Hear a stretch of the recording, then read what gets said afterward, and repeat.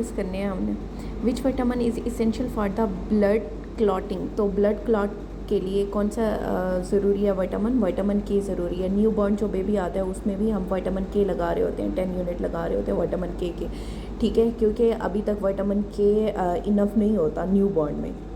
और विटामिन के dependent factor कौन से होते हैं, इसे आपने याद रखना है 1972 की वॉर से, ठीक है। Factor 10, factor 9, factor 7 and factor 2, ये कौन से होते हैं? विटामिन के डिपेंडेंट फैक्टर है। नेक्स्ट है which vitamin deficiency cause night blindness, तो डेफिशिएंसी की वजह से जो नाइट ब्लाइंडनेस होती है वो किस विटामिन की वजह से होती है? विटामिन ए की डेफिशिएंसी की वजह से। विटामिन ए जो है वो क्रूशियल है for the formation of rhodopsin, VL pigment in the retina, तो deficiency can lead to impaired VN in the low light। इसके अलावा विटामिन ए का क्या आता है हमारे पास कि विटामिन ए की डेफिशिएंसी का, ये तो हो गया हमारे पास नाइट ब्लाइंडनेस उसका सिम्टम। अगर साइन की बात करें कि साइन क्या है विटामिन ए डेफिशिएंसी का, तो साइन हम जब करते हैं तो उसमें गोल दायरा लगाते हैं ना, ठीक है, तो ये क्या है? ज़ीरो, तो कंजक्टाइवल जीरोसिस, ठीक है। विटामिन ए डेफिशिएंसी का जो साइन होगा, साइन को बस याद रखना है कि आप साइन लगा के तो उसमें ज़ीरो डालते हैं, तो ज़ीरो से कंजक्टाइवल जीरोसिस आपने याद रखना है, विटामिन ए डेफिशिएंसी। इसके अलावा कुछ आता है कि आपने डाइटरी एनालिसिस कराना है। डाइटरी एनालिसिस में क्या आता है? Cost effective for the vitamin A for the vitamin A, तो उसमें आपने डाइटरी एनालिसिस कराना होता है। अच्छा, नेक्स्ट है which vitamin is involve in synthesis of collagen, तो कोलेजन के सिंथेसिस में कौन सा इन्वॉल्व होगा? Vitamin C. एक्चुअली जो विटामिन सी है ये इसेंशियल है फॉर द कोलेजन सिंथेसिस, उसमें ये hydroxylation of proline and lysine करता है ड्यूरिंग कोलेजन सिंथेसिस। इसके अलावा विटामिन सी डेफिशिएंसी क्या काज करेगी? स्कर्वी काज करेगी। फिर आता है विटामिन सी का कि important vitamin for the bone regeneration में भी आपने विटामिन सी यूज़ करना होता है। अच्छा, फिर सिनेरियो आता है कि पीपल जो मीट खाते हैं, फ़िश खाते हैं, कोई फ्रूट नहीं ले रहा है, तो उसमें किस चीज़ की डेफिशिएंसी है? तो वो भी विटामिन सी की डेफिशिएंसी होती है। इसके अलावा ब्लीडिंग टेंडेंसी के साथ वो भी विटामिन सी के साथ आ रहा होता है, विटामिन सी की डेफिशिएंसी। ख़ास तौर पे जो हाइपरट्रॉफिक गम है और विद परपरा और ब्लीडिंग, तो वो क्या है? विटामिन सी की डेफिशिएंसी है। अच्छा, नेक्स्ट है which vitamin is essential for the absorption of the calcium, तो कैल्शियम की एब्जॉर्प्शन कौन कराता है? विटामिन डी कराता है। एक्चुअली विटामिन डी का क्या काम है? इसने इंक्रीज़ करना है intestinal absorption of the calcium and phosphate और प्रोमोट करता है बोन हेल्थ को। अब अगर विटामिन डी की डेफिशिएंसी हो जाए तो फिर बच्चों में क्या होगा? रिकेट्स होगा, और अगर बड़ों की बात की जाए, बड़ों में विटामिन डी की डेफिशिएंसी से ओस्टियोमलेशिया होगा। फिर आता है कि विटामिन डी का लेवल मालूम करने के लिए हम कौन सा टेस्ट कराते हैं? तो 25 हाइड्रोक्सी विटामिन डी आपने कराना है। इसके अलावा सिनेरियो आता है कि क्रोनिक पेंक्रियाटाइटिस में कौन सा विटामिन डेफिशिएंट होता है? वो भी विटामिन डी डेफिशिएंट हो जाता है। फिर पूछते हैं कि richest source of the vitamin D वो क्या है? कॉड लिवर ऑयल है। नेक्स्ट है which vitamin deficiency causes beri, तो बेरी कौन काज करता है? विटामिन बी वन क्या है? थायमीन है। तो थायमीन रिजल्ट की डेफिशिएंसी से क्या होगा? हमारे पास बेरी होगा, जो कि अफेक्ट करता है कार्डियोवास्कुलर और नर्वस सिस्टम को, ठीक है। इसके अलावा सिनेरियो आता है कि गुड मेमोरी के लिए कौन से विटामिन की ज़रूरत होती है? तो गुड मेमोरी मतलब पहला बेटा जो होता है ना, उसकी गुड मेमोरी होती है, ठीक है। तो वो क्या आएगा हमारे पास? बेटा 1, B1 थायमीन ज़रूरी है फॉर द गुड मेमोरी। फिर वर्निकी कोसाकोफ सिंड्रोम वो किसकी वजह से होता है? वो भी थायमीन की डेफिशिएंसी की वजह से होता है। अब वर्निकी कोसाकोफ सिंड्रोम के अंदर कौन सा ट्राइएड बन रहा है? एटेक्सिया, ऑप्थेल्मोपैथी और साथ में कन्फियन, ठीक है। एटेक्सिया, ऑप्थेल्मोप्लेजिया और कन्फियन, ये सारा कुछ किसकी वजह से होगा? विटामिन बी की डेफिशिएंसी की वजह से। इसे हम कहते क्या हैं? वर्निकी कोसाकोफ सिंड्रोम, ठीक है। एक्चुअली इसमें दो तरह की बेरी होती है, एक ड्राई बेरी है, एक वेट बेरी है। तो जो ड्राई बेरी है उसमें क्या होगा? सिमेट्रिकल मसल वेस्टिंग होगी और पेरिफेरल न्यूरोपैथी होगी। जबकि जो वेट बेरी है उसमें क्या होगा? हाई कार्डिक आउटपुट फेलियर होगा। अच्छा नेक्स्ट है which vitamin is involve in synthesis of neurotransmitter. तो कौन सा विटामिन ज़रूरी है, उसमें तीनों विटामिन आते हैं आपके, B9 आएगा, B12 आएगा एंड B6 आएगा, involve in synthesis and metabolism of neurotransmitter, ठीक है। अच्छा उसके बाद न्यूरोट्रांसमीटर कौन से हैं, सेरोटोनिन है और डोपामीन है। अब कुछ आते हैं कि सेरोटोनिन के साथ सेरोटोनिन किसके साथ एसोसिएटेड है, तो इसे हमने याद किया था, सर इज़ मूडी, ठीक है। तो मूड के लिए क्या होगा, सेरोटोनिन होगा। और इमोशंस के लिए कौन सा है हमारे पास, डोपामीन है। Which vitamin deficiency causes megaloblastic anaemia. तो मेगैलो मैगा बड़ा, ठीक है, MCV जिसमें ग्रेटर देन 100 होगा, तो उसमें होगा हमारे पास मेगैलोब्लास्टिक एनीमिया। कौन काज कराता है, दोनों, B9 भी और B12 भी, ठीक है। डेफिशिएंसी ऑफ B9 या फोलेट डेफिशिएंसी और कोबालामिन या B12 डेफिशिएंसी इंपेयर करते हैं DNA सिंथेसिस को। उसकी वजह से क्या होगा, large immune red blood cells होंगे, ठीक है। अच्छा ये तो हो गया मेगैलोब्लास्टिक एनीमिया के ये दोनों काज करते हैं। तो फिर हम इन दोनों में डिफरेंस कैसे करेंगे, B9 और B12 में जो न्यूरोलॉजिकल सिम्टम आते हैं वो किस में आते हैं, B12 की डेफिशिएंसी में आते हैं। इसके अलावा टेस्ट है जिसके ऊपर हम इन दोनों को डिफ्रेंशिएट कर सकते हैं। एक है हमारे पास होमोसिस्टीन और दूसरा है मिथाइल मेलोनिक एसिड, ठीक है। होमोसिस्टीन और methyl malonic acid, B12 deficiency में मिथाइल मेलोनिक एसिड एलिवेट करता है, जबकि B9 में जो है वो नॉर्मल रहता है। और होमोसिस्टीन जो है वो दोनों में ही एलिवेटेड होगा। अच्छा इसके अलावा सोर्स ऑफ द B9 और B12 पूछते हैं। जो लीफी वेजिटेबल है उसमें क्या होता है, B9 होता है। फिर हमने एक नमूने किया था आयरन, फिस्ट, ब्रो, ठीक है, ड्यूडेनम, जोजेनम और आइलियम। तो आयरन कहाँ पे एब्जॉर्ब होती है, ड्यूडेनम में, और फीस्ट से हमने याद किया फोलिक एसिड या B9 वो कहाँ पे एब्जॉर्ब होता है, इन जोजेनम, ठीक है, ये हो गया। और ब्रो में हमारे पास bile salt is greater than B12, तो B12 कहाँ पे एब्जॉर्ब होगा, इन द आइलियम। B9 या फोलेट डेफिशिएंसी होती है किसमें, अल्कोहलिज्म में और प्रेगनेंसी में, ठीक है। अच्छा नेक्स्ट है which vitamin is essential for maintenance of the epithelial tissue. तो एपिथेलियल टिश्यू को भी मेंटेन करने के लिए आपको विटामिन A की ज़रूरत होती है, जो कि रेगुलेट करता है सेल ग्रोथ को, डिफ्रेंसिएशन में हेल्प करता है, और specially in the epithelial tissue. Which vitamin is involve in synthesis of carnitine. तो कार्निटीन के सिंथेसिस के लिए B6 ज़रूरी है। B6 require for the biosynthesis of carnitine which is essential for the fatty acid metabolism.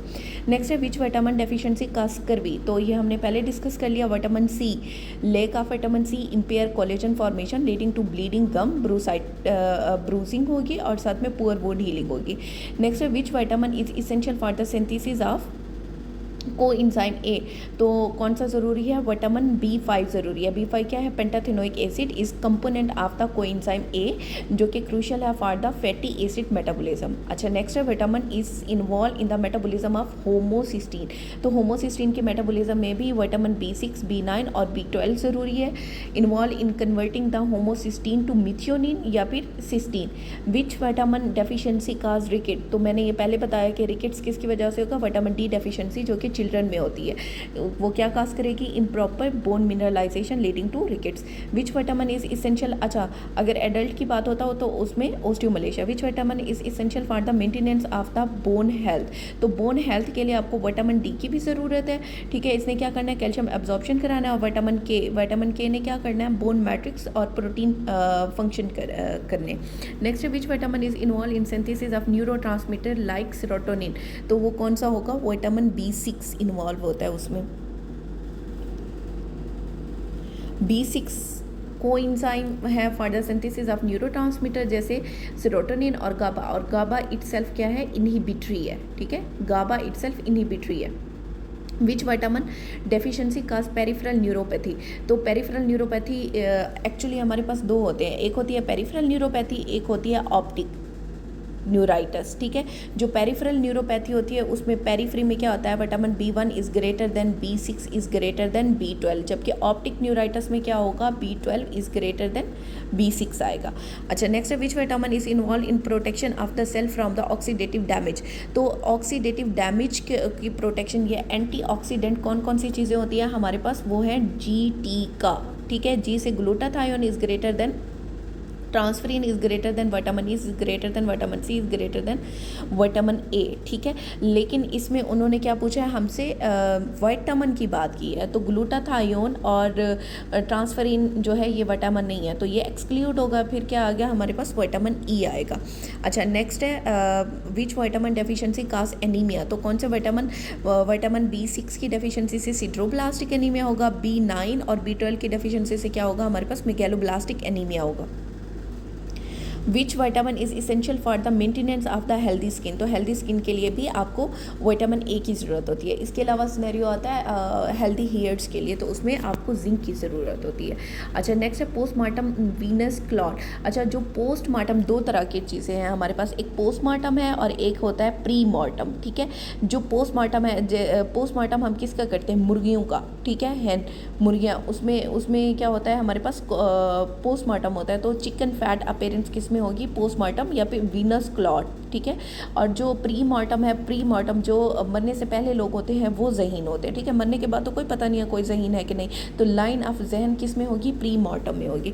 Next है uterosacral ligament damage, तो uterosacral ligament ने किससे कनेक्ट करना है, cervix to the sacrum. Memory loss lesion, तो मेमोरी, जिसकी मेमोरी लॉस हो जाती है उसे टेम्पल में लेके जाते हैं और वहाँ जाके उसकी जो मेमोरी है, यादाश्त है, वो वापस आ जाती है। तो वहाँ से याद रखो टेम्पोरल लोब या फिर हिप्पोकैम्पस।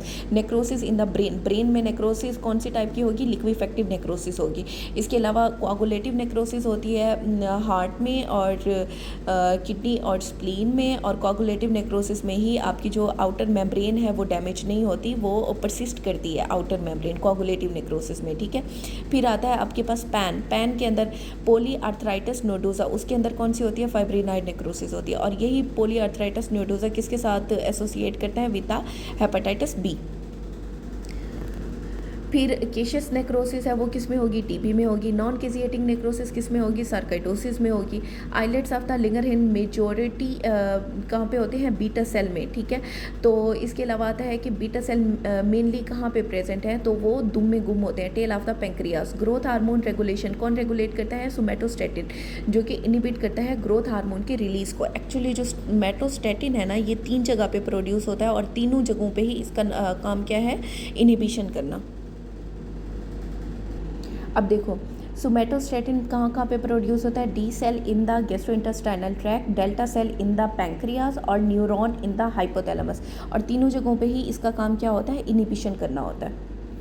नेक्स्ट है chloramphenicol grey baby syndrome. Chloramphenicol grey baby syndrome cause करता है कैसे, बाय इनिबिटिंग द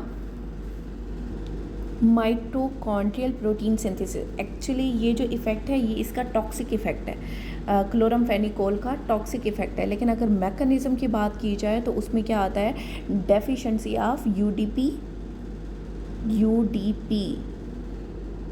यूरोडाइल ट्रांसफरेज, ठीक है। उसके बाद उसके टॉक्सिक इफेक्ट की वजह से ये हो रहा है। अच्छा, नेक्स्ट है tetracycline mechanism of action in the H pylori, तो वो क्या करता है, इनिबिट करता है प्रोटीन सिंथेसिस को। Carbamazepine and nifedipine interaction, carbamazepine induce cytochrome 3A4 और इंक्रीज़ करता है नेफेडिपिन मेटाबॉलिज्म को।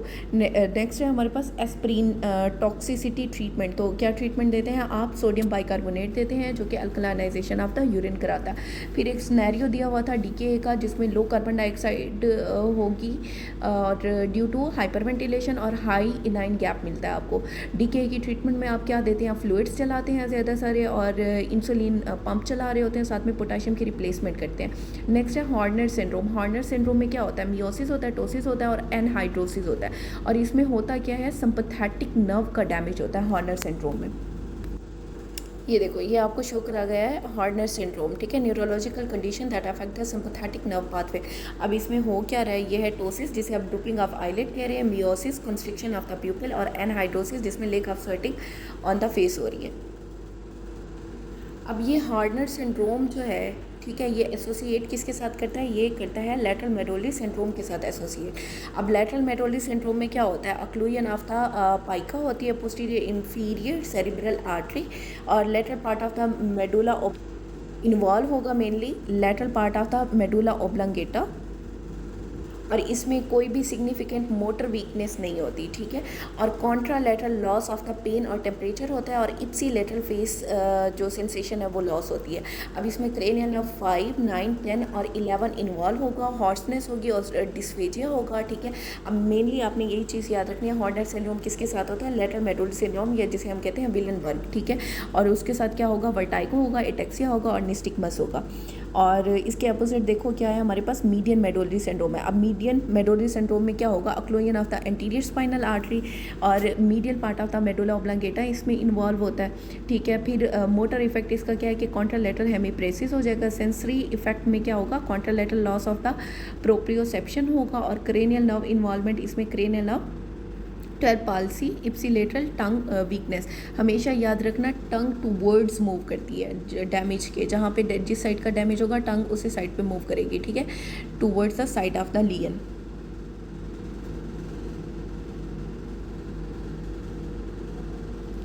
अच्छा, नेक्स्ट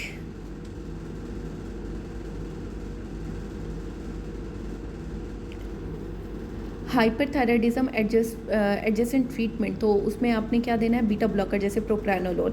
फिर आपसे पूछा हुआ था कि ओवेरियन कैंसर का ट्यूमर मार्कर कौन सा है, तो वो क्या है, CA-125 है। Amorphous material in the mitochondria, तो उसमें उससे क्या होगा, एबनॉर्मल माइटोकॉन्ड्रियल फंक्शन। नेक्स्ट है वायरल मेनिंजाइटिस। तो वायरल मेनिंजाइटिस में क्या होता है, lymphocytic pleocytosis, increase lymphocytes in the CSF। अच्छा, वायरल में, बैक्टीरियल में और फंगल मेनिंजाइटिस में डिफरेंस क्या है, ये लाजमी आपने देख के जाना है। और इसकी नॉर्मल वैल्यूज़ भी आपको पता होना चाहिए, प्रोटीन कितनी है CSF में नॉर्मल, और ग्लूकोज का लेवल। अच्छा, अभी देखो, जो वायरल मेनिंजाइटिस होता है उसका ग्रेजुअल या एक्यूट ऑनसेट होता है, सिवियरिटी उसकी माइल्ड होती है। पैथोजन मेनली जो है वो कोक्सेकी वायरस हो सकता है या हर्पीस सिम्प्लेक्स वायरस, जिसे इंटेरो वायरस आप कहते हैं। CSF ओपनिंग प्रेशर या तो इसमें नॉर्मल होगा या फिर स्लाइटली एलिवेटेड होगा। अपेरेंस क्या होती है CSF की, कि वो क्लियर होता है, ठीक है। लेकिन WBC काउंट में लिम्फोसाइट जो है वो आपको एलिवेटेड मिलेंगे, प्रोटीन माइल्डली एलिवेट होगी, ग्लूकोज नॉर्मल होगी, क्योंकि वायरस जो है वो ग्लूकोज को नहीं खाता, ठीक है। ग्राम स्टेनिंग जो है वो नेगेटिव हो गया। और ट्रीटमेंट आपने क्या देनी है, सपोर्टिव ट्रीटमेंट देनी है। अच्छा, बैक्टीरियल में क्या होगा, एक्यूट या फिर रैपिड प्रोग्रेशन होती है, स्वियर पोटेंशियल लाइफ थ्रेटनिंग हो सकता है। और इसमें क्या होगा, एस्नोमोनी, नाइजेरिया मेनिंजाइटिस और हिमोफिलस इन्फ्लुएंजा, ये इसके ऑर्गेनिज्म हो गए। प्रेशर जो है इसमें एलिवेटेड होगा CSF का, ठीक है। और कलर कैसा होगा, टर्बिड या क्लाउडी। और जो बैक्टीरियल होता है उसमें कौन से होंगे, उसमें हमेशा न्यूट्रोफिल जो है वो एलिवेटेड होते हैं। प्रोटीन जो है वो मार्कली एलिवेटेड होगी। ग्लूकोज इसमें लो होगी क्योंकि ये ग्लूकोज को खाता है, ठीक है। और ग्राम स्टेनिंग पॉजिटिव होगी। और आपने IV एंटीबायोटिक देने होते हैं इसमें। नेक्स्ट है हमारे पास फंगल। अब जो फंगल इन्फेक्शन है इसमें सिर्फ आपने याद रखना है कि CSF प्रेशर इसमें भी एलिवेटेड होगा, ठीक है। कलर क्या होगा हमारे पास, क्लियर या फिर स्लाइटली क्लाउडी होगा। लिम्फोसाइट इसमें एलिवेटेड मिलेंगे आपको। ग्लूकोज लेवल जो है वो लो मिलेगा। इंडिया इंक पे एंटीजन इसका पॉजिटिव मिलेगा आपको, ठीक है। और आपने ट्रीटमेंट में क्या देना है, एंटीफंगल या फिर एम्फोटेरिसिन B देनी है। जो CSF में प्रोटीन होगी वो कितनी है, 15 to 45 है, ठीक है। और जो ग्लूकोज है वो कितना होगा, 45 to 80 मिलीग्राम पर डेसीलीटर होता है नॉर्मल।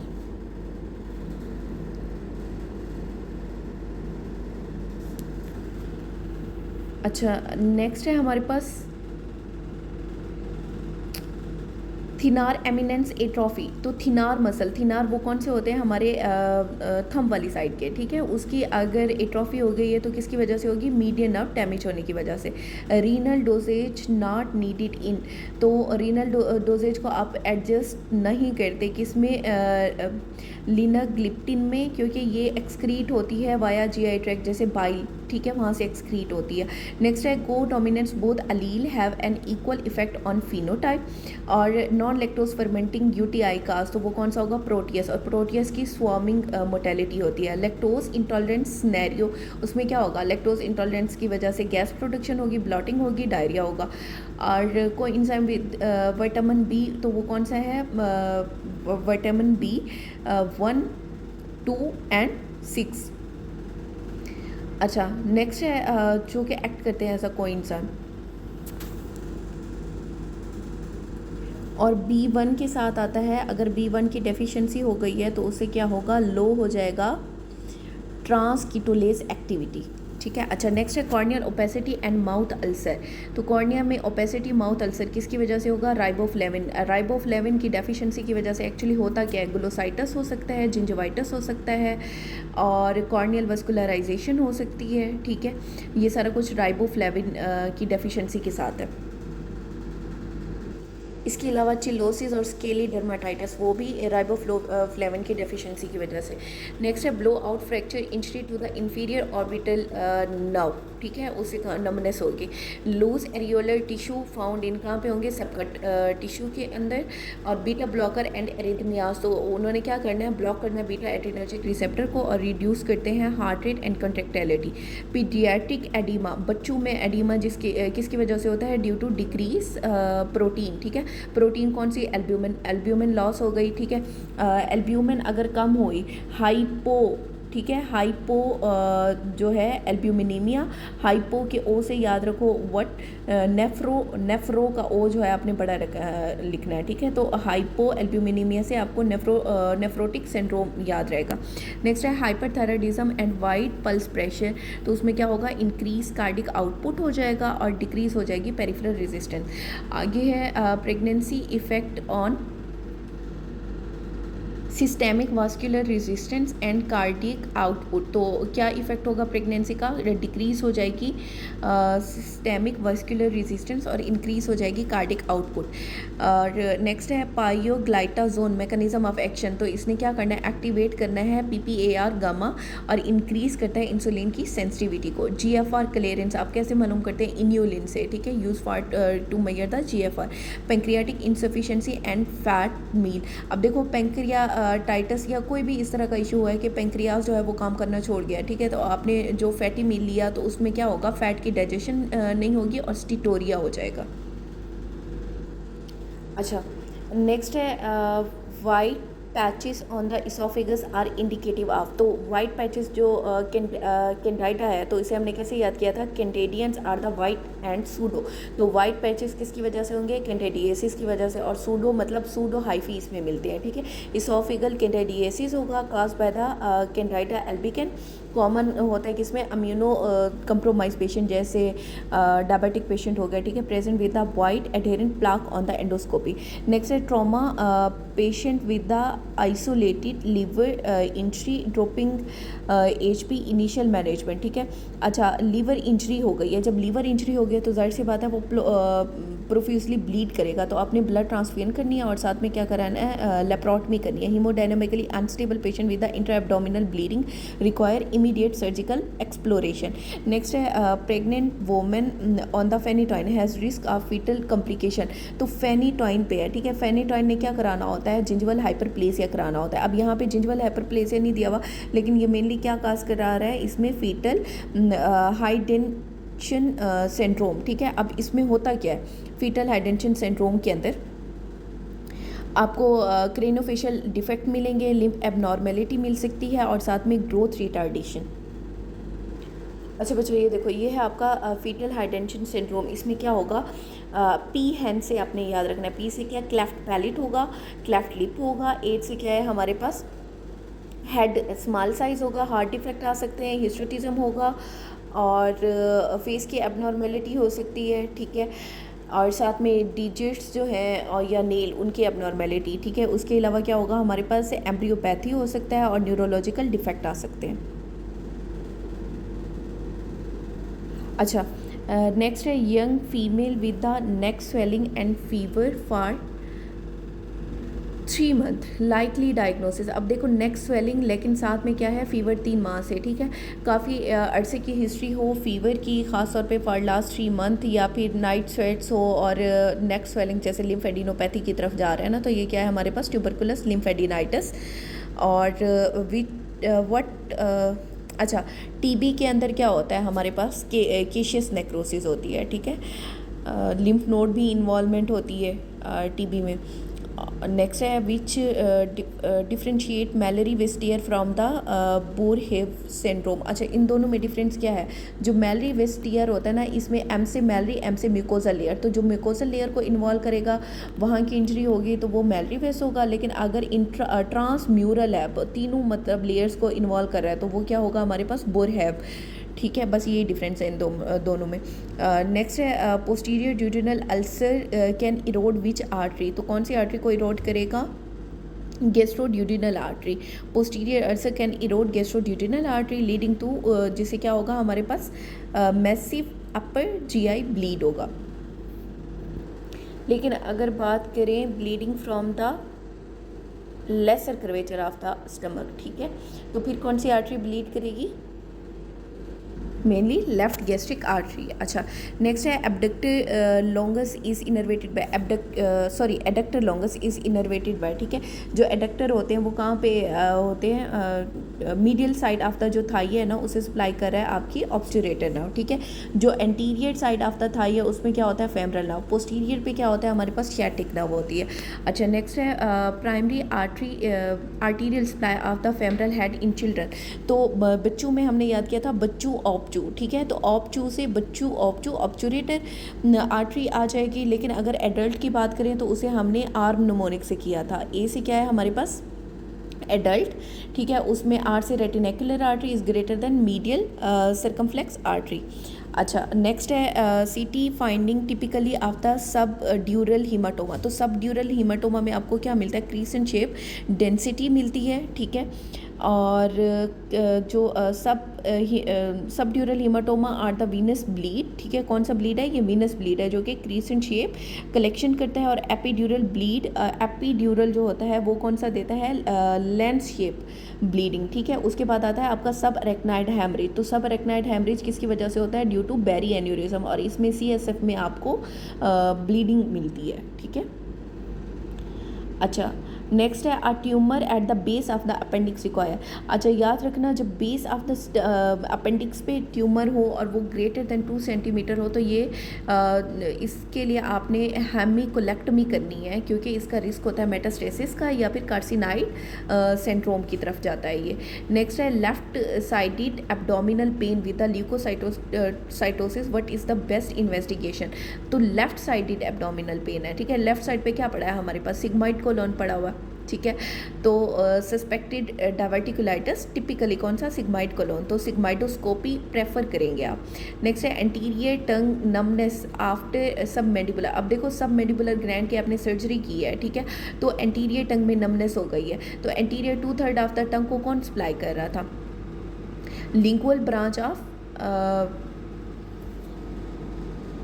ट्राइजेमिनल नर्व है, ठीक है। तो उसकी कौन सी हमारे पास, V3, ये था ना एंटीरियर 2/3, ठीक है। एंटीरियर 2/3 में एक जनरल सेंसेशन थी, एक जो है स्पेशल सेंसेशन थी। स्पेशल कौन सी लेके जा रही थी, फेशियल, और जो जनरल है वो कौन सी लेके जा रही थी,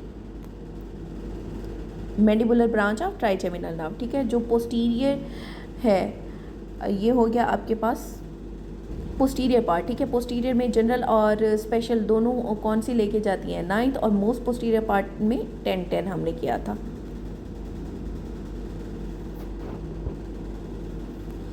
अच्छा, नेक्स्ट है crepitus in the supra clavicular region after the trauma suggest. तो क्रेपिटस आना शुरू हो गया है। तो क्रेपिटस का क्या मतलब है कि वहाँ पे न्यूमोथोरेक्स हो गया है या फिर और साथ में इसोफिगल रप्चर, ठीक है। Subcut emphysema causes crepitus. जो एम्फाइसीमा होता है ना उसका होता है typical feature. It is commonly follow pneumothorax or preferred oesophagus, जिसमें बोरहेव सिंड्रोम आता है। बोरहेव में क्या था हमारे पास, ट्रांसम्यूरल रप्चर था, ठीक है। नेक्स्ट है genicular anastomosis around the hip include which artery, तो हिप के अराउंड कौन सी आर्टरी इन्वॉल्व होगी, mainly inferior gluteal and circumflex femoral artery, ठीक है। जो क्रूशिएट एनास्मोसिस होता है around the hip ensure collateral flow via inferior gluteal, medial and lateral circumflex femoral and the first perforating artery. अच्छा, next है the patient vomited 15 time, most likely complication, देखो 15 time उसने vomit किया है, काफ़ी दफ़ा हो गया, ठीक है। तो उससे क्या होगा, उससे प्रेशर पड़ेगा, प्रेशर की वजह से क्या होगा, इंजरी या टीयर होगा, कहाँ पे, म्यूकोसल लेयर पे। तो म्यूकोसल लेयर को जो इन्वॉल्व करता है उसे हम क्या कहते हैं, मैलरी वेस्टियर या फिर मैलरी वेस्टियर कहते हैं। और क्या होगा साथ में, मेटाबॉलिक अल्कोलोसिस होगा। Which structure passes through the aortic opening of the diaphragm, तो एओर्टिक ओपनिंग कहाँ पे होती है, हमारे पास T12 के लेवल पे होती है, ठीक है। तो कौन सी स्ट्रक्चर पास करेगी, आर्टा नमोनिक है इसका, ए से है एओर्टा, टी से क्या है हमारे पास, थोरेसिक डक्ट है, और एजाइगस, ए से एजाइगस वेन। अच्छा बच्चों, ये आपको डिफरेंट ओपनिंग दिखाई गई हैं, ठीक है। एक तो एओर्टिक हाइएटस था जिससे हमने आर्टा नमोनिक पढ़ा, एओर्टा, एजाइगस और हेमीएजाइगस वेन हो गया, और टी से क्या है, थोरेसिक डक्ट पास करी है। उसके बाद है हमारे पास केवल हाइएटस या केवल ओपनिंग, ठीक है। वेना उससे क्या पास करेगा, इंफीरियर वेना केवा और राइट फ्रेनिक नर्व पास करेगी। फिर आती है आपके पास इसोफेगल ओपनिंग, जो इसोफेगल ओपनिंग है वहाँ से जाहिर सी बात है नाम बता रहा है, इसोफेगस से इसोफेगस पास करेगा, anterior posterior vagal trunk pass करेगी। Phrenico abdominal branch of the left phrenic nerve pass करेगी, और साथ में oesophageal branch of left gastric artery और लेफ्ट गैस्ट्रिक वेन पास करती है। अच्छा, इसके अलावा आपसे ना development of the embryological development of diaphragm की बात करते हैं अगर, तो वो 4 जगहों से डेवलपमेंट होती है डायफ्राम की। एक तो हो गया सेप्टम ट्रांसवर्सम, एक हो गया हमारे पास प्लूरोपेरिटोनियल मेम्ब्रेन, एक dorsal mesentery of the oesophagus, और एक लैटरल जो वॉल होती है, ठीक है। इन 4 चीज़ों से क्या बनता है डायफ्राम एम्ब्रियोलॉजिकली। और वैसे अगर जगह पूछें कि कहाँ से बनता है तो वो हमारे पास सोमाइट्स हैं, ठीक है, उससे डेवलपमेंट होती है इसकी। अच्छा, नेक्स्ट है हमारे पास fracture in the anatomical snuffbox likely involve, ठीक है। तो एनाटॉमिकल स्नफ बॉक्स जो है उसमें जो फ्लोर है वो बना रहा होता है स्केफाइड बोन, ठीक है, फ्लोर में ये पड़ी होती है। अगर एनाटॉमिकल स्नफ बॉक्स में इंजरी की बात की जाए तो रेडियल जो आर्टरी है उसकी इंजरी होती है, ठीक है। और जो आउटस्ट्रेच हैंड में फ्रैक्चर होता है तो वो किसका होता है, स्केफाइड बोन का होता है। Most common fracture of the bone in hand, तो वो कौन सी है, स्केफाइड बोन है। और most common complication of the scaphoid bone fracture, तो वो क्या है, ए वेस्कुलर नेक्रोसिस है। लेकिन अगर पूछें कि most common dislocation of the bone in the hand, तो वो कौन सी है, लियोनेट है। अच्छा, नेक्स्ट है which child with the yellow teeth due to maternal antibiotic. अच्छा, येलो टीथ से आपने टीथ्रासाइक्लिन याद रखना है, ठीक है। तो ये क्या होगा, टेट्रासाइक्लिन काज करती है येलो टीथ। इसके अलावा जो मेट्रोनाइडाजोल है, मेट्रोनाइडाजोल और मेटफार्मिन, ये दोनों क्या काज करते हैं, मेटालिक टेस्ट काज करते हैं, ठीक है। वैसे बच्चे की बात नहीं कर रही, नॉर्मली बता रही हूँ कि मेटालिक टेस्ट किसकी वजह से होता है, मेट्रोनाइडाजोल और मेटफॉर्मिन की वजह से। और जो एरिथ्रोमाइसिन है इसने रेड स्लाइवा काज करना है, ठीक है। और जो एमॉक्सिसिलिन है या पेंसिलिन है, पेंसिलिन ग्रुप की मोस्ट कॉमन जो एलर्जिक रिएक्शन होता है पेंसिलिन ग्रुप का, वो उसमें हम क्या देते हैं, आईएम एड्रीनालिन देते हैं एनाफाइलेक्टिक शॉक अगर हो जाता है। नेक्स्ट है painless lymphadenopathy with the systemic symptom likely indication, तो पेनलेस लिम्फेडिनोपैथी है, तो ये किस में होगा, लिम्फोमा में। याद रखना, लिम्फोमा में पेनलेस लिम्फेडिनोपैथी। और कंफर्म कैसे करते हैं, आपने एक्सीनल बायोप्सी करानी है, ठीक है। लिम्फ नोड इनलार्जमेंट होती जाएगी, और persistent with the weight loss और फीवर, ये क्लासिकल सिम्टम है इसका लिम्फोमा का। अच्छा, नेक्स्ट है अब palsy involve which nerve root, तो अब पालसी किसकी वजह से होती है, अपर ट्रंक के इंजरी की वजह से, ठीक है। तो नर्व रूट कौन सा होगा, C5 C6। और इसमें जो वो लॉस होती है, मूवमेंट लॉस होती है, उसे हमने एल्फ नमोनिक से याद किया हुआ है, एब्डक्शन, लैटरल रोटेशन, फ्लेक्शन और सुपिनेशन, ठीक है। और इसे हम क्या कहते हैं, वेटर टिप पोस्चर भी कहते हैं। और फाइनली जो आर्म है आपकी वो किस पोजीशन में आ जाती है, एडक्टेड और इंटरनली रोटेटेड, ठीक है। और इसमें जो आपका वो है, इसके अपोजिट जो आता है वो क्लम्कीज पैरालिसिस आता है, क्लम्कीज पाल्सी, ठीक है। उसमें इंजरी कहाँ पे होगी, लोअर ट्रंक में होगी। अच्छा, इसमें मसल का भी पूछते हैं कि कौन कौन से मसल इन्वॉल्व हैं, तो इसे हमने याद किए हैं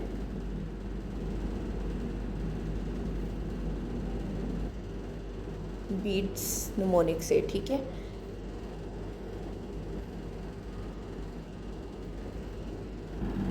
तो क्या क्या आएगा उसमें, डेल्टाइड आएगा, बाइसेप आएगा, सुप्रा एंड इंफ्रास्पाइनेटस या सुपिनेटर। अच्छा, नेक्स्ट है हमारे पास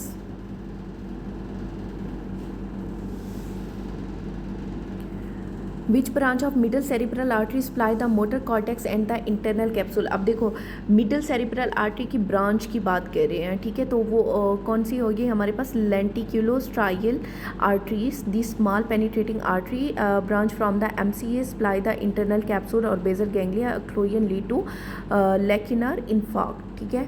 amniotic fluid embolism present with which classical triad. तो एमनियोटिक फ्लूइड में क्या होगा हमारे पास, हाइपोक्सिया हो जाएगा, कार्डियोवास्कुलर कोलैप्स होगा और कोगुलोपैथी। एक्चुअली हमारे पास एन्यूरिज्म जो है 2-3 आते हैं कि अगर प्रेग्नेंट लेडी है, लेबर में है और हॉस्पिटल जाते हुए रास्ते में उसकी डेथ होगी, तो फिर क्या है हमारे पास, एमनियोटिक फ्लूइड एम्बोलिज्म उसे हुआ है, ठीक है। सडन उसे एसओबी स्टार्ट हो गया।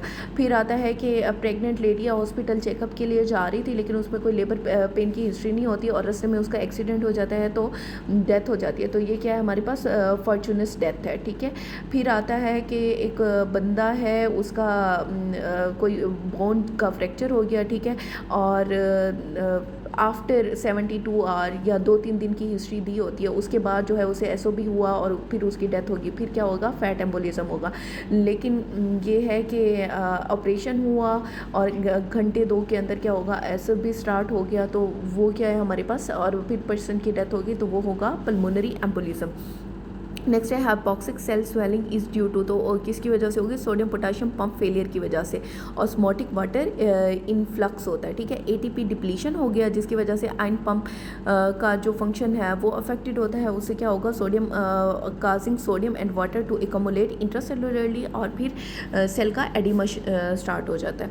अच्छा, नेक्स्ट है हमारे पास child with the abdominal swelling. अच्छा हाँ, 2 चीज़ें आपने याद रखनी है, एक है क्वाशियोरकर, एक है मेरेस्मस। जो क्वाशियोरकर होता है उसमें क्या होगा, उसमें हेयर कलर चेंजिंग्स आएंगी, एडिमा होगा और स्किन चेंजिंग्स भी आ सकती हैं, ठीक है। फैटी लीवर होगा और डर्माटोसिस होगा, ये है क्वाशियोरकर का। अगर बात करें ड्यू टू प्रोटीन डेफिशिएंसी की वजह से होती है ये। जो होगा मेरास्मस, मेरास्मस को मिरासी के बच्चे से याद रखना है, उसकी क्या होती है, मसल वेस्टिंग हुई होती है, कोई एडिमा नहीं होता और कोई कलर चेंजिंग्स नहीं होता। रिकेट्स किसकी वजह से होता है, विटामिन डी की डेफिशिएंसी की वजह से।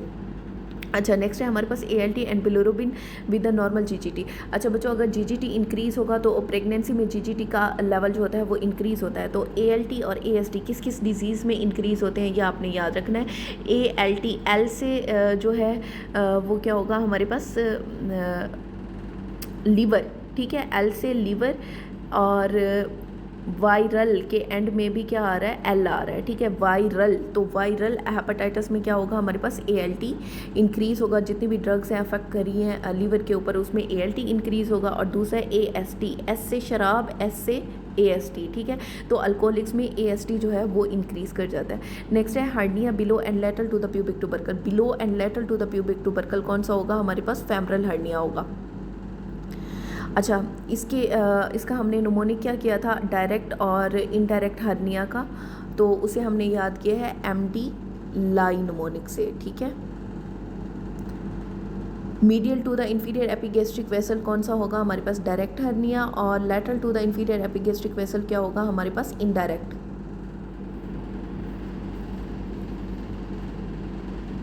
फिर याद रखना है कि डायरेक्ट इंग्वाइनल हर्निया जो है वो हेज़लबैक ट्रायंगल से गुजरता है, जबकि जो इनडायरेक्ट होता है वो अपना प्रॉपर इंग्वाइनल जो कैनाल का पाथवे है उसे फॉलो करता है। अच्छा, नेक्स्ट है caseous necrosis with the calcification in the TB granuloma is. तो फिर दो चीज़ें आपने यहाँ पे याद रखनी है, एक होता है मेटास्टैटिक कैल्सिफिकेशन, एक होती है डिस्ट्रॉफिक कैल्सिफिकेशन। जो मेटास्टैटिक कैल्सिफिकेशन है उसमें क्या होता है कि कैल्शियम जो है वो एक्सेस वे में बन रही है और वो कहीं नॉर्मल टिश्यू में जाके डिपॉजिट हो रही है, उसे हम कहते हैं मेटास्टैटिक कैल्सिफिकेशन। लेकिन जो डिस्ट्रॉफिक कैल्सिफिकेशन होती है वो already dead and damage tissue, जैसे कोई टीबी हो गई या कहीं पे कोई इंजरी हो गई, वहाँ पे जाके जो डिपॉजिट होगी उसे हम क्या कहते हैं, डिस्ट्रॉफिक कैल्सिफिकेशन। ठीक है, अब यहाँ पे उन्होंने टीबी की हिस्ट्री आपको दी हुई है, तो ये कौन सी कैल्सिफिकेशन होगी, डिस्ट्रॉफिक कैल्सिफिकेशन होगी। How does insulin glargine achieve it's prolong action, तो कैसे अचीव करती है, albumin bind and delay release. Glargine is long acting insulin that form the micro precipitate in the sub cut tissue और provide करती है steady insulin level without P. अच्छा, next है dementia dermatitis and diarrhoea. तो ये क्या है, pellagra है ना, डिमेंशिया डर्माटाइटिस डायरिया। अब डेथ भी इसमें इंक्लूड हो गई है, तो किसकी डेफिशिएंसी की वजह से होगी, due to B3 deficiency niacin. ठीक है, बाकी जो है मैंने आपको करा दिया। अच्छा, उसके बाद है पायरिडॉक्सिन। ठीक है, पायरिडॉक्सिन B6, जो जब आप ट्रीटमेंट देते हो टीबी की, तो आइसोनियाजिड के साथ भी आप पायरिडॉक्सिन दे रहे होते हो। ठीक है, इसके अलावा मॉर्निंग सिकनेस, सुबह हमेशा प्यारी होती है, तो ठीक है, तो पायरिडॉक्सिन आपने देनी है मॉर्निंग सिकनेस में। ठीक है, उसके बाद माउंटेन सिकनेस में क्या देते हो, एसिटाजोलामाइड देते हो। फिर आता है मोशन सिकनेस।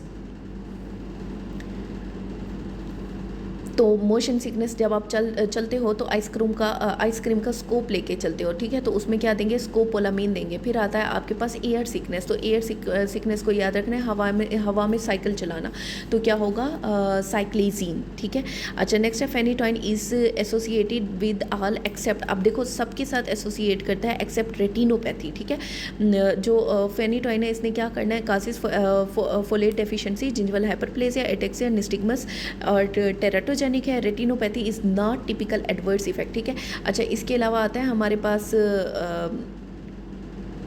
रेटिनल अल्सर कौन बनाता है। ठीक है, आर से रेटिना, आर से राइडाजीन, तो थायोराइडाजीन क्या करता है, रेटिनल अल्सर जो है वो बनाता है। ठीक है, इसके अलावा आता है रेटिनल अल्सर कह रही हूँ, रेटिनल ओपेसिटी। ठीक है, फिर आता है हमारे पास कॉर्नियल ओपेसिटी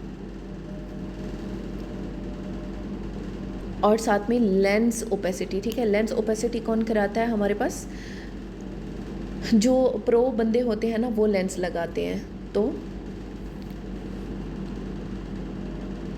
क्लोरप्रोमाजीन। ठीक है, तो प्रो बंदे जो हैं वो लेंस लगाते हैं, तो क्लोरप्रोमाजीन हो गया। इसके अलावा आता है कॉर्नियल ओपेसिटी, सी से कॉर्नियल डिपॉजिट या ओपेसिटी, सी से क्लोरोक्विन। ठीक है, वो काज कराता है। अच्छा, नेक्स्ट है anaphylaxis is classified as which type of hyper sensitivity. तो एनाफाइलेक्सिस किसकी वजह से होता है, टाइप 1 हाइपर सेंसिटिविटी, जिसमें जो कि क्या होती है, IgE मीडिएटेड होती है। ठीक है, और कॉमनली ये किसकी वजह से, किसी फूड की वजह से, ड्रग या फिर इंसेक्ट बाइट की वजह से हो सकता है। Which exposure is most strongly associated with mesothelioma. तो मीजोथीलियोमा के साथ कौन एसोसिएट करता है, एस्बेस्टॉस। ठीक है, एस्बेस्टोसिस। अब यहाँ पे आपने स्मोकिंग नहीं लगाना, एस्बेस्टोसिस होता है मीजोथीलियोमा के लिए, लेकिन अगर ब्रोंकोजेनिक कार्सिनोमा की बात करते फिर आपने स्मोकिंग को चूज़ करना था। Which vitamin is given with the isoniazid to prevent the peripheral neuropathy. तो ये मैंने आपको पहले बताया, B6 है।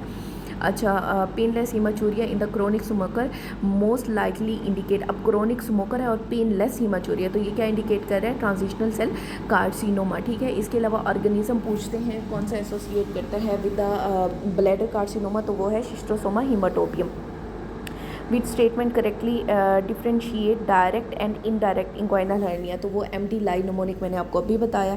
तो मीडियल टू इंफीरियर एपिगैस्ट्रिक जो है वो डायरेक्ट होगा, जो पास करता है थ्रू हेज़लबैक ट्रायंगल, और इनडायरेक्ट लेटरल टू वेसल है और deep to the inguinal ring pass करता है। मोस्ट कॉमन टाइप इसकी मेल के अंदर होती है। फिर है सिप्रोफ्लॉक्सासिन का मैकेनिज्म ऑफ एक्शन, इसने क्या करना है, DNA काइरेज टोपोमरेज 2 को जो है वो इनहिबिट करना है। फ्लोरोक्विनोनोल्स जैसे सिप्रोफ्लॉक्सासिन हो गया, इसने इनिबिट करना होता है डीएनए गायरेज को, जिसकी वजह से disruption of the bacterial DNA replication होती है एंड transcription leading to cell death. अच्छा, natural killer cell destroy target primarily through, कैसे डिस्ट्रॉय करते हैं? Through the perforin and granzyme release. Natural killer cell release करते हैं परफरिन और granzyme to kill the virally infected and malignant cell with the prior sensitisation. अच्छा, उसके बाद आता है डिप्थीरिया वैक्सीन एक्ट थ्रू, तो कैसे एक्ट करती है ये? इनएक्टिवेटेड एक्सोटॉक्सिन या फिर टॉक्साइड के ज़रिए, ठीक है। इसके अलावा पूछते हैं हमारे पास डिप्थीरिया का मैकेनिज्म ऑफ एक्शन क्या है, तो इसने क्या करना होता है? इनिबिट करनी होती है प्रोटीन सिंथेसिस को और ड्यू टू राइबोस पाथवे, और फिर ये मायोकार्डाइटिस भी काज करता है, लेकिन most common cause of myocarditis की बात करें तो Coxsackie virus is greater then diphtheria आएगा। डिप्थीरिया में type of hyper sensitivity reaction पूछते हैं, तो थेरिया 3 से याद रखना है, टाइप 3 हाइपर सेंसिटिविटी रिएक्शन। उसके अलावा अगर ABCD में से पूछें तो type B hyper sensitivity reaction होता है डिप्थीरिया की वजह से, और इसने ग्रे वाइट मेम्ब्रेन बनानी होती है डिप्थीरिया ने, ठीक है। अच्छा, which antibiotic is most commonly associated with cholestatic jaundice, तो कौन सी ड्रग काज करती है? कोइमोक्सिक्लेव। अगर इसे आपने लंबे अरसे के लिए यूज़ किया तो ये कोलिस्टेटिक जॉन्डिस काज करती है। Non adverse effect of the कैना ग्लिफ्लोजीन इस, तो इसने क्या करना है? पैंक्रियाटाइटिस और UTI काज करना होता है, ठीक है। पैंक्रियाटाइटिस और UTI। अच्छा, पैंक्रियाटाइटिस का पूछते हैं कौन सी इम्यूनोग्लोबुलिन के साथ होती है, तो IgG जो है ना उसके साथ।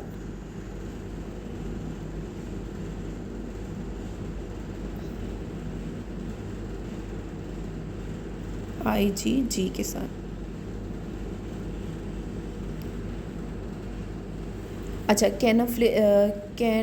ग्लिफ्लिजोन जो है ये क्या है?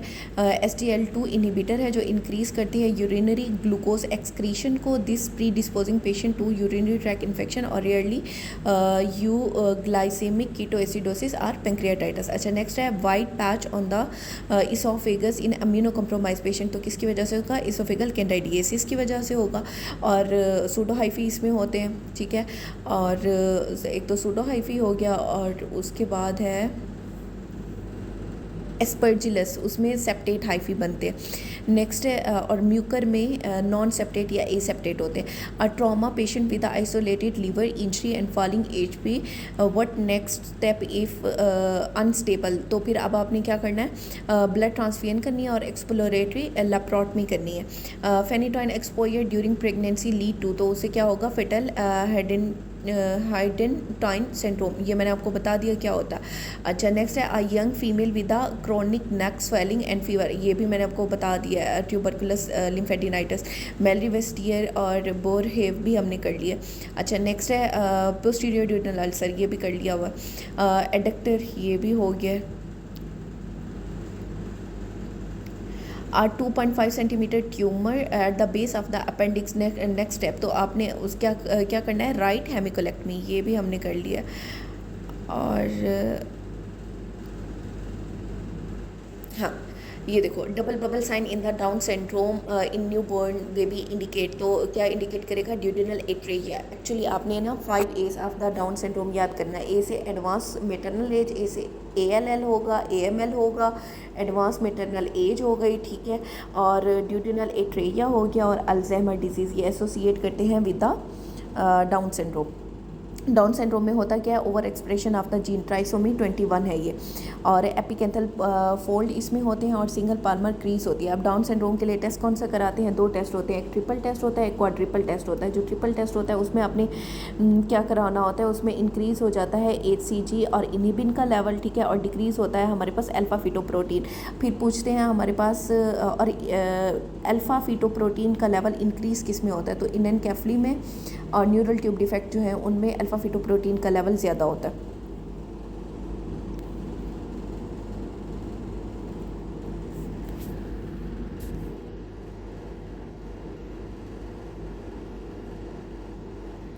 अच्छा, अगर क्वाड्रिपल टेस्ट की बात करें तो वो तीनों ट्रिपल टेस्ट वाले आ जाएंगे और साथ में इस्ट्राइल उसका लेवल भी कम होता है।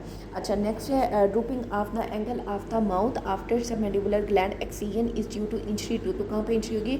Marginal mandibular nerve. अच्छा, muscle supplied by C1 nerve, C1 nerve किसे सप्लाई करती है? जिनोहाइड को, geniohyoid supplied by fibre from the C1 via hypoglossal nerve. Loss of sensation in the anterior 2/3 of the tongue, तो anterior 2/3 में मैंने आपको बताया कि 5-7 आपने याद रखनी है, ठीक है। तो लिंगुअल नर्व जो है वो किसकी ब्रांच है? V3 की, ठीक है, of the trigeminal. Chin to the supra sternal notch dermatome level, तो कौन सा होगा? C2 to C3। A women develop dyspnoea cyanosis shock and coma after 1 hour of the prolong. अब देखो प्रोलॉन्ग लेबर हो गया तो क्या होगा? एमनियोटिक फ्लूइड एम्बोलिज्म होगा, बाकी मैंने आपको बता दिए मैं। और Rolandic artery is associated with which cerebral area, तो कौन से एरिया में? प्राइमरी मोटर कॉर्टेक्स या फिर प्री सेंट्रल गायरस में, ठीक है। और ये है क्या? ये ब्रांच है मिडल सेरिब्रल आर्टरी की, that supply the motor strip. और sensory supply of the radial nerve include which area, तो किसे सप्लाई करती है ये? Posterior arm, forearm and dorsum of the hand को सप्लाई करती है, ठीक है। ये सेंसरी सप्लाई पूछी हुई है रेडियल की।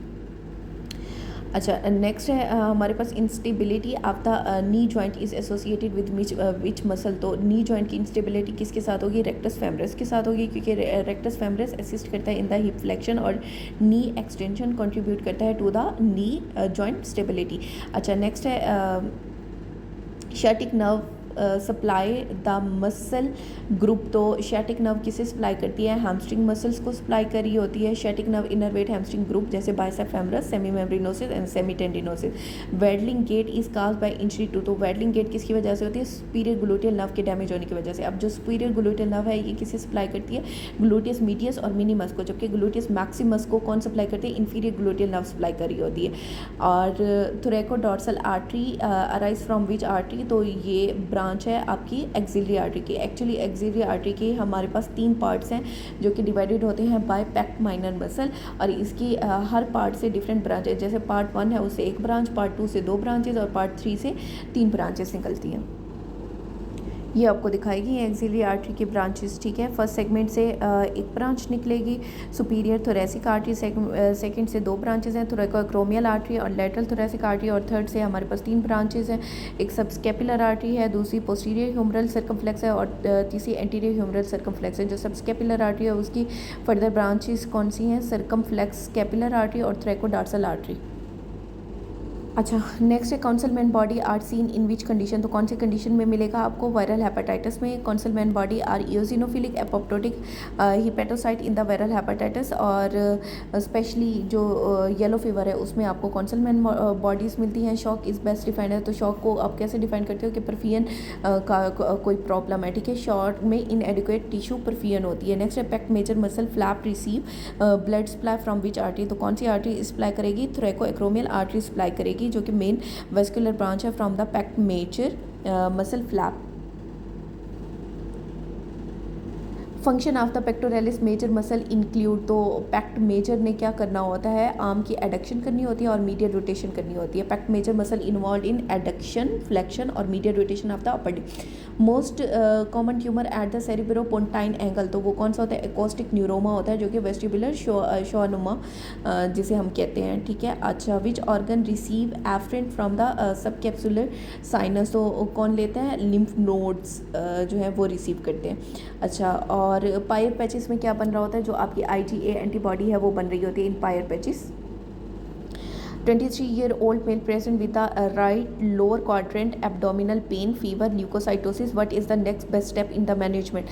तो अब आपने क्या करना है? अब देखो राइट लोअर क्वाड्रेंट पेन है, अब राइट साइड पे क्या हो सकता है? अपेंडिक्स हो सकती है, आपकी ओवरी हो सकती है। अगर यहाँ पे वैसे तो इसने मेल की बात की है, लेकिन अगर फीमेल दी होती तो कोई ओवेरियन कोई सिस्ट हो सकती है, ठीक है, या फिर कोई प्रेगनेंसी उसकी इस तरह की हो सकती है। अच्छा, उसके बाद क्या है साथ में एब्डोमिनल पेन और फीवर भी है, ठीक है, fever, abdominal pain and leukocytosis, तो फीवर भी है, ल्यूकोसाइटोसिस भी है, ये तो फिर सजेस्ट कर रहा है किसकी तरफ, अपेंडिसाइटिस की तरफ, ठीक है।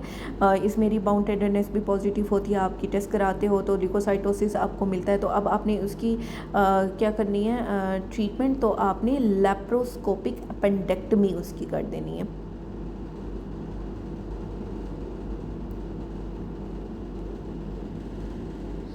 Women collapse shortly after delivery with the sudden onset of the dyspnoea hypotension. अब देखो डिलीवरी के फ़ौरन बाद ही उसकी डेथ हो गई है, तो वो किसकी वजह से होगा, एमनियोटिक फ्लूइड एम्बोलिज्म की वजह से। Patient with a chronic diarrhoea, dermatitis and cognitive changings. अब देखो डायरिया, डर्माटाइटिस और डिमेंशिया, तो ये किसकी तरफ जा रहा है, B3 नायासिन deficiency. 75-year-old man present with a progressive memory loss, CT scan show multiple infarct, best investigation। अच्छा वैसे ना इस सिनेरियो में कोई मसला है, देखो उन्होंने कहा CT स्कैन पे ये शो हो रहा है, तो अब आगे आप फर्दर क्या कराओगे, अब CT के ऊपर वापस CT तो नहीं करा सकते ना, तो इसमें ये पुअर रिकॉल है। अच्छा CT होता किस लिए है, is a initial imaging of the choice to distinguish the multi infarct dementia from the Alzheimer by detecting the infarct. अच्छा नेक्स्ट है हाँ ये वाला जो सिनेरियो है ना, इसमें उन्होंने क्या बताया हुआ है, हैवी मेंस्ट्रुअल ब्लीडिंग है, स्वेयर डिस्मिनोरिया है, on examination uterus is uniformly enlarge and tender, what is most likely diagnosis.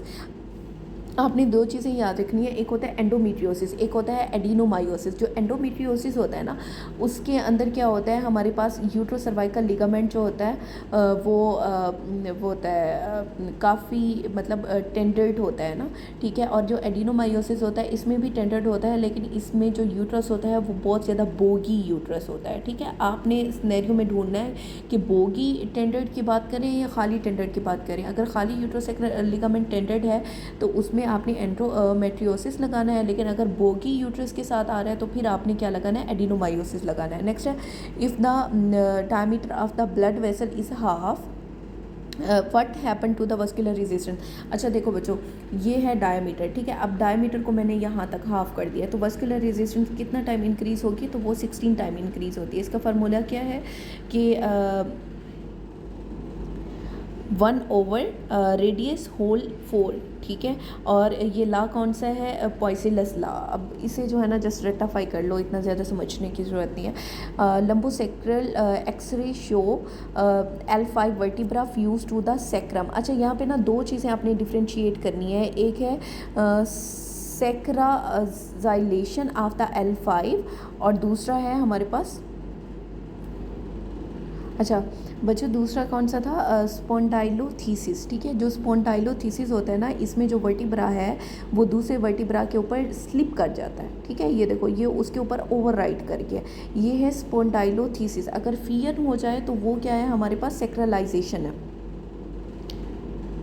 अब देखो स्पॉन्डाइलोथीसिस L5S1 के ऊपर मेनली होती है, ठीक है, स्लीपेज जो 90% होती है, और L4 L5 पे जो स्लीपेज होती है usually degenerative and usually occur in the female adult.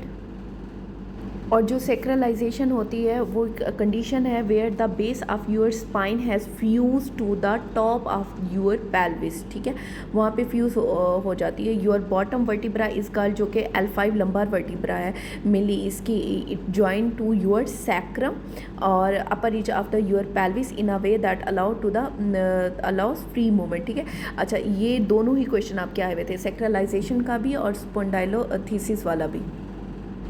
अच्छा अब यहाँ पे देखो sacralisation refer to congenital fusion of the L5 with the sacrum, और ये रिड्यूस करता है लंबार मोबिलिटी को। अच्छा नेक्स्ट है हमारे पास CJD डिजीज़, ठीक है, क्रेट्ज़फील्ड Jacob disease.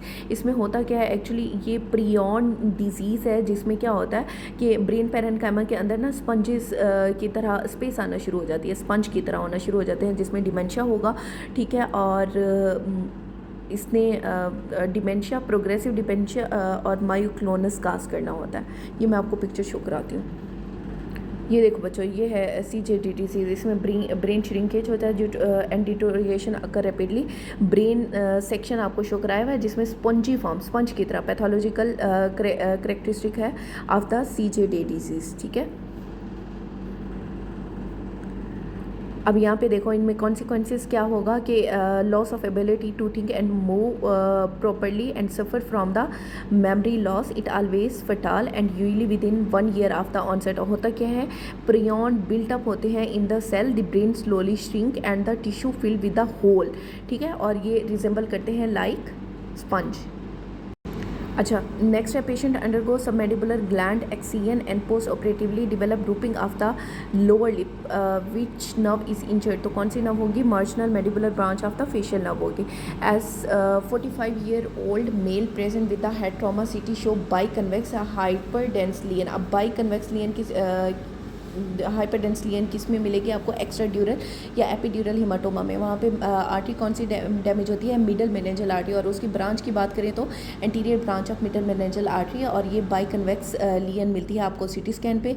New born present with the red moist mass in the lower abdominal wall just superior to the genitalia. तो ये क्या है हमारे पास, एक्स्ट्रॉफी ऑफ ब्लैडर है। एक्चुअली एक्स्ट्रॉफी ऑफ ब्लैडर जो है वो प्रेजेंट करती है at the birth with the moist red mucosal mass in the suprapubic region due to failure to the lower abdominal wall to close, ठीक है। अच्छा, उसके बाद वही मेलिविस टीयर का आपसे पूछा हुआ है जिसमें म्यूकोजल टीयर आ रहा है, और ये लिम्फोमा हमने कर लिया, टेट्रासाइक्लिन भी कर लिया, अब्स पाल्सी भी कर ली है, और ये आर्टरीज भी।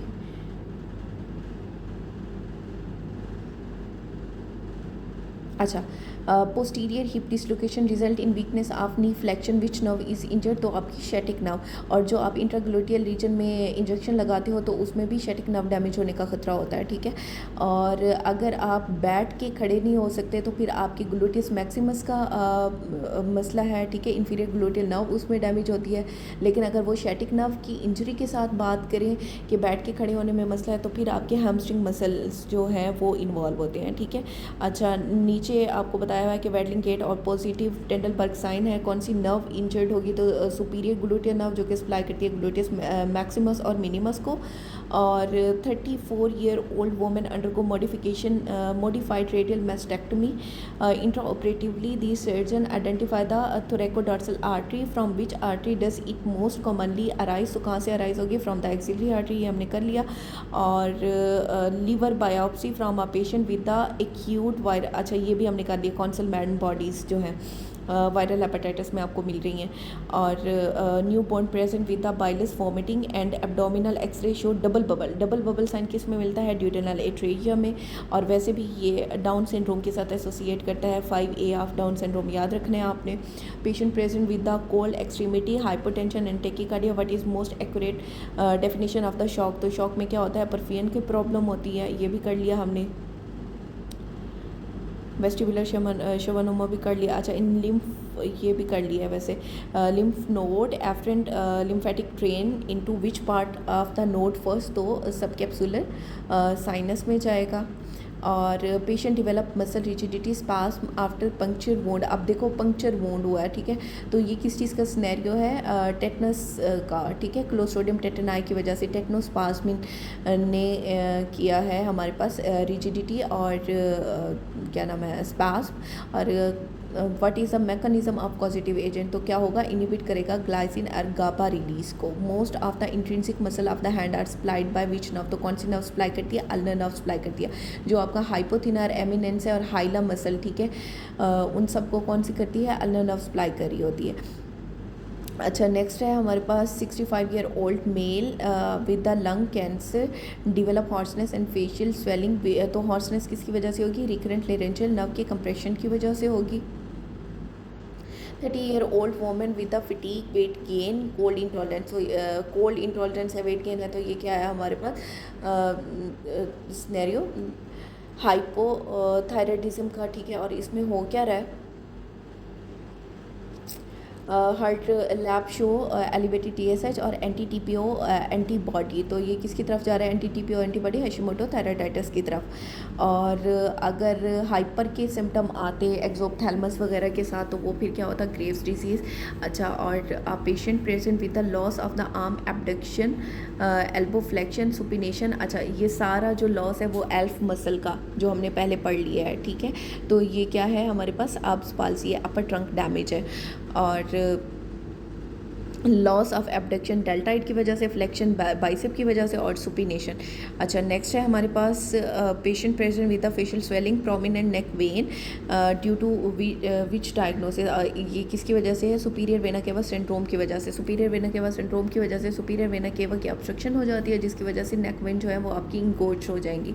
अच्छा, उसके बाद वही आपको CJD डिजीज़ का बताया हुआ है, उसमें स्पॉन्जी फॉर्म चेंज आती हैं इन द ब्रेन, किसकी वजह से? प्रियन की वजह से, ठीक है। और women explain after severe abdominal pain 12 hour after hysterectomy, analgesia is ineffective. तो अगर एनाल्जेसिया इनफेक्टिव हो गया, फिर आपने ब्लॉक देना है, transverse abdominis plane block. Patient had sectoral fracture on imaging, what is most likely associated complication. तो क्या होगा? रेक्टल इंजरी हो गई, और रेक्टस को जो लोअर एनल स्फिंक्टर है उसे आपकी प्यूडेंटल नर्व सप्लाई करी है। और अगर पैरासिम्पैथिक अपर पार्ट की बात करें तो पेल्विक नर्व जो है वो पेल्विक नर्व जो है वो सप्लाई करेगी पैरासिम्पैथिक, ठीक है। अच्छा, उसके बाद SAH हुआ है, तो उसमें उन्होंने पूछा कि कौन सा किसके साथ एसोसिएट करेगी, तो वो बैरी एन्यूरिज्म के साथ। Most common non traumatic cause of the SAH is rupture of berry aneurysm. अच्छा, 15 year old girl present with the short stature web neck primary amenorrhoea. अब देखो, short stature web neck primary amenorrhoea किसका typical feature है? Turner का। Turner में आपने turn हमेशा complete लेना है, ठीक है। तो कंप्लीट टर्न होता है, और इसमें बार बॉडीज़ होती हैं जो कि एसोसिएट करती हैं विद द न्यूट्रोफिल, और या तो स्केंटी बार बॉडी होगी या फिर एब्सेंट बार बॉडी होती है। और malnourished child present with the oedema in large liver and skin changes. तो ये किसकी तरफ जा रहा है? क्वाशियोरकर की तरफ, ये हमने डिस्कस कर लिया हुआ है। और पेंक्रियाज के अंदर कौन सी नेक्रोसिस होती है? कौन सी नेक्रोसिस होती है पेंक्रियाज में? इंजाइमेटिक फैट नेक्रोसिस, ठीक है। तो उसकी वजह से इंजाइम जो है वो बाहर आ जाएंगे। Enzymatic fat digestion after lipase. इसमें स्नेरियो क्या है कि एक्यूट पेंक्रियाटाइटिस है जो कि शो करा रहा है chalky white area in the peritoneum during surgery. तो अंडरलाइनिंग मैकेनिज्म, तो क्योंकि वो डैमेज हो गया, उसके इंजाइम बाहर आ गए हैं, उसकी डाइजेशन की वजह से लाइपेज इंजाइम की वजह से क्या होगा? फैट एंजाइमेटिक डाइजेशन शुरू हो जाएगी। Acute pancreatitis diagnosis. अच्छा, इसमें स्नेरियो दिया हुआ है और most appropriate initial diagnostic test पूछा हुआ है। पेंक्रियाटाइटिस में आपने क्या कराना है? एलिवेटेड एमाइलेज और लाइपेज लेवल आपको मिलेंगे जो आप डायग्नोस्टिक टेस्ट कराते हो। उसके बाद नेफ्रोटिक सिंड्रोम एडिमा। एक 6 साल का बच्चा है, तो बच्चों में मैंने आपको पहले भी बताया है कि बच्चों में मेन काज ऑफ एडिमा क्या होता है? Hypo albuminaemia. हाइपो जो एल्ब्यूमिन लेवल है ना वो कम हो जाता है, ठीक है। तो हाइपो है, ओ से नेफ्रोटिक सिंड्रोम याद रखना है। नेफ्रोटिक सिंड्रोम में ये होता है। Common peroneal nerve injury. Common peroneal nerve की इंजरी से क्या होगा? फुट ड्रॉप, ठीक है। Common peroneal nerve wrap around the fibular neck and prone to injury resulting in foot drop and sensory loss on the lateral leg and dorsum of the foot. फिर है painless lymphadenopathy and abdominal in abdominal mass का जो scenario है, painless cervical lymphadenopathy और large abdominal mass on imaging. तो क्या होगा? Lymphoma. Lymphoma का करेक्टरिस्टिक फीचर है ये, पर्टिकुलरली हॉजकिन या नॉन हॉजकिन के साथ एब्डोमिनल मैस आपको मिलता है और पेनलेस लिम्फेडिनोपैथी मिलती है। Infertility in high with high prolactin. 30 year old women with infertility, galactorrhoea amenorrhoea, serum prolactin level जो है उसका सिग्निफिकेंटली हाई है। तो डायग्नोसिस क्या होगा आपका? प्रोलैक्टिनोमा, ठीक है। और ओवेरियन कैंसर मार्कर CA-125 आता है। और 55 year old women found to have hypercalcaemia on route lab. Further testing reveal elevated parathormone and low serum phosphate. What is the diagnosis? तो क्या होगा उसमें? Primary hyperparathyroidism. Primary hyperparathyroidism में क्या होगा? इंक्रीज पैराथार्मोन, हाइपर कैल्सीमिया और hypophosphataemia due to parathormone induced renal phosphate excretion. Next है acrodermatitis इंटेरोपैथिका का एक स्नेरियो है, उसमें वो ये किसकी वजह से होता है? जिंक की डेफिशिएंसी की वजह से एक्चुअली। अब स्नेरियो देखो, 1 year old child with the wean of breast milk and develop peri orificial dermatitis, alopecia और डायरिया। एलोपेशिया मेनली होता ही जिंक की डेफिशिएंसी की वजह से है, ठीक है। और डायरिया, याद करो कि जितने भी डायरिया के पेशेंट आते हैं उसे हम रिकमेंड करती हैं जिंक कैट ओडी या कोई भी जिंक की सिरप, ठीक है। तो उसमें क्या होता है? हम कहते हैं कि 1 चम्मच रोज़ाना 14 दिन बच्चों को देना। तो ये किस लिए हम देते हैं? ताकि अगर डायरिया जिंक डेफिशिएंसी की वजह से है तो वो ट्रीट हो जाए। अच्छा, नेक्स्ट है हमारे पास हीमोक्रोमेटोसिस इन थैलेसीमिया। तो वो हीमोक्रोमेटोसिस में क्या करना है आपने, हीमोक्रोमेटोसिस होता किस वजह से है, पहले तो ये है, और उसमें ट्रीटमेंट क्या देते हैं, iron overload from the transfusion. जब बार बार ट्रांसफ्यूजन करते हैं तो आयरन ओवरलोड हो जाता है, फिर आपने चिलेटिंग एजेंट, चिलेटिंग थेरापी डिफ्रॉक्सामिन देनी होती है। नेक्स्ट है स्नेरियो आपको दिया हुआ है जेनिटल अल्सर का, ठीक है। अब यहाँ पे याद रखना है, अगर painful genital ulcer with painful lymph adenopathy है, ठीक है, दोनों ही पेनफुल है, तो फिर आपने वायरस की तरफ जाना है, हर्पीस सिम्प्लेक्स वायरस। लेकिन अगर सिर्फ पेनफुल जेनिटल अल्सर है, ठीक है, और पेनलेस लिम्फेडिनोपैथी है, फिर आपने क्या चूज़ करना है, फिर आपने हीमोफिलस डुक्राई को चूज़ करना है। फिर वोमिटिंग सेंटर का आपसे पूछा हुआ है, BCR से आपने याद रखना है कि मेडुला के अंदर जो सेंटर होते हैं वो कौन कौन से होते हैं। मेडुला ओब्लांगेटा में B से वोमिटिंग, C से कफ सेंटर, और R से है हमारे पास रेस्पिरेटरी सेंटर। फिर है कॉर्पस ल्यूटियम सेक्रीशन, तो क्या सेक्रीट करता है, प्रोजेस्टेरोन को सेक्रीट करता है, जो कि प्रिपेयर करता है एंडोमेट्रियम को for the implantation. Marfan syndrome, तो मार्फन का F आपने बड़ा लिखना है, ठीक है। F से फिब्रिलिन प्रोटीन का डिफेक्ट आएगा, और F से ही 15 क्रोमोसोम नंबर 15 इन्वॉल्व होता है, और F से एक प्रोटीन, एक जीन है FBN1 जीन, वो इसमें इन्वॉल्व होगा फॉर द कोडिंग ऑफ फिब्रिलिन 1। फिर है ऑटोसोमल डोमिनेंट डिजीज़ का एक सिनेरियो दिया था आपको, जिसमें उन्होंने कहा कि 45 year old man with the progressive Korea psychiatric symptom and the family history of the similar illness is diagnose with the neurodegenerative disorder और इनहेरिटेड पैटर्न। क्या होगा, ऑटोसोमल डोमिनेट पैटर्न है, ठीक है। और हेरिडिटरी स्फीरोसाइटोसिस, वो भी क्या है, ऑटोसोमल डोमिनेंट है। फीमेलियल एडिनोमेटस पॉलीपोसिस ऑटोसोमल डोमिनेंट है। अब ये जो सिनेरियो दिया हुआ है ये किस चीज़ का है, हंटिंगटन का है, तो वो भी क्या है हमारे पास, ऑटोसोमल डोमिनेंट है, ठीक है। और इसमें हंटिंगटन ऑटोसोमल डोमिनेंट हो गया, और condition by CAG repeated expansion in the HTT gene और typically present in the mid life. Next scenario दिया हुआ है सिकल सेल म्यूटेशन का, तो सिकल सेल में ग्लूटामिक एसिड की जगह वेलिन आ जाती है एट पोजीशन नंबर 6, ठीक है। और सीक्वेंस पूछते हैं A/T का, ठीक है, एडिनिन की जगह थायमिन। अच्छा, mutation in the beta globin gene substituting valine for the glutamic acid at position number 6। अब देखो यहाँ पे आपने ये इन दोनों में कंफ्यूज नहीं होना, ग्लूटामिक एसिड की जगह वेलिन आता है, ठीक है। नेक्स्ट है L5 वर्टिब्रा ओवर सैक्रम, तो स्पोंडाइलोलिथिएसिस, ये मैंने आपको पहले ही क्लियर कर दिया हुआ है, ठीक है। स्पोंडाइलोलिथिएसिस में क्या हो रहा है, forward slippage of the vertebra, ये वर्टिब्रा जो है ना इसकी स्लीपेज आगे की तरफ हो रही है। कॉमनली L5S1 के लेवल पे होती है, वैसे L4 L5 पे भी हो सकती है, लेकिन 90% कितना कहाँ पे होती है, L5S1 के लेवल पे। न्यूरॉन इस्कीमिक वेरिएबिलिटी, तो कौन से जो न्यूरॉन है ना, ठीक है, न्यूरॉन वो बहुत ज़्यादा वल्नरेबल हैं to the hypoxic injury. Neural tube defect screening, तो उसके लिए अल्ट्रासाउंड और अल्फा फिटोप्रोटीन कराएंगे। तो मैंने आपको बताया कि अल्फा फिटोप्रोटीन डाउन सिंड्रोम में कम होती है, जो न्यूरल ट्यूब डिफेक्ट हैं जितने उनमें अल्फा फिटोप्रोटीन ज़्यादा हुई होती है, जैसे इनएनकेफली वगैरह। Waddling gait cause, waddling gait किसकी वजह से होगी, due to superior gluteal nerve. और डायरिया एंड फ्लूइड कंपार्टमेंट्स में से एक सिनेरियो आया हुआ था जिसमें बताया कि पेशेंट प्रोफ्यूजली वाटरी डायरिया उसे with the sign of the dehydration which fluid compartment is primarily depleted, तो कौन सा होगा, एक्स्ट्रा सेलुलर फ्लूइड जो है वो डिप्लीटेड होगा। Postmortem venous clot are best diagnose by, तो कैसे आप डायग्नोज करते हो, तो ये मैंने आपको पहले भी कराया है कि प्री मार्टम होता है, पोस्टमार्टम होता है। जो पोस्टमार्टम होता है चिकन का पोस्टमार्टम करते हैं, ठीक है, तो चिकन फैट या जिलेटिनस अपीयरेंस जो होगी वो पोस्टमार्टम की होगी। जो प्री मार्टम होगा उसमें लाइन ऑफ जैन आती है। और damage to the uterosacral ligament most likely comprise which supporting structure of the cervix, तो कार्डिनल लिगामेंट। वैसे first second and third degree जो प्रोलैप्स है उसमें आपका यूट्रोसेक्टल लिगामेंट डैमेज हो होता है, जो 4th डिग्री प्रोलैप्स है उसमें कार्डिनल या ट्रांसफर सर्वाइकल लिगामेंट डैमेज होता है।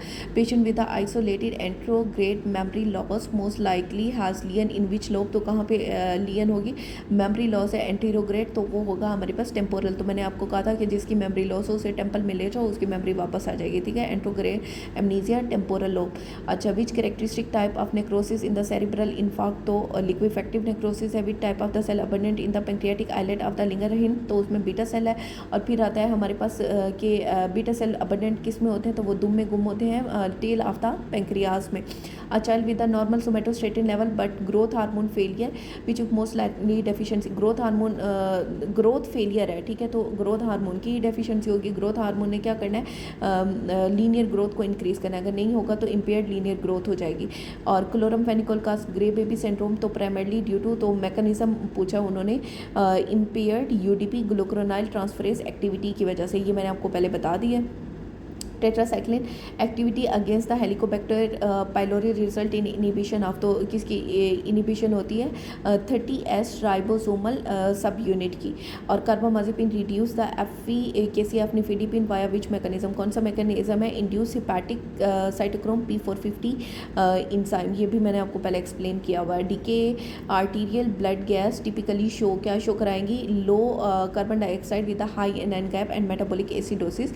Initial management of the DK include, तो डीके में आपने फ्लूइड रिससिटेशन करनी होती है, इंसुलिन पंप चलाना होता है और पोटेशियम की रिप्लेसमेंट करनी होती है। Prefer treatment of the acute सेलिसाइलेट toxicity is, aspirin की टॉक्सिसिटी में आप क्या देते हो, सोडियम बाइकार्बोनेट देते हो जिसने यूरिन के अल्कलाइनाइजेशन करनी होती है।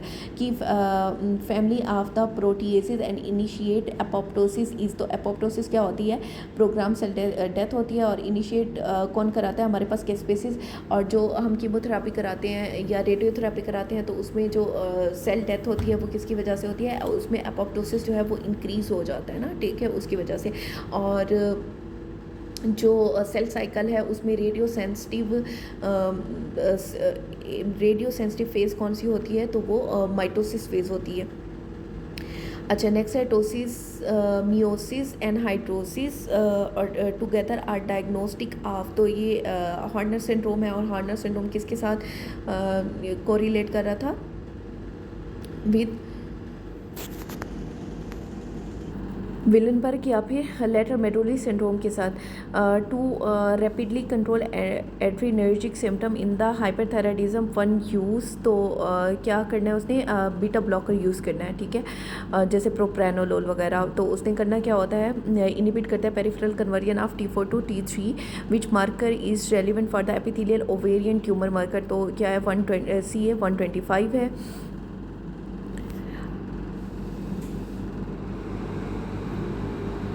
हिपेटोसेलर कार्सिनोमा में अल्फा फीटोप्रोटीन जो है वो रेस्ट होता है। सी ये है हमारे पास कोलोरेक्टल कार्सिनोमा के लिए uterosacral mitochondrial changes, swelling, amorphous densities, loss of microvilli indication, तो माइक्रोविलाई लॉस हो गए।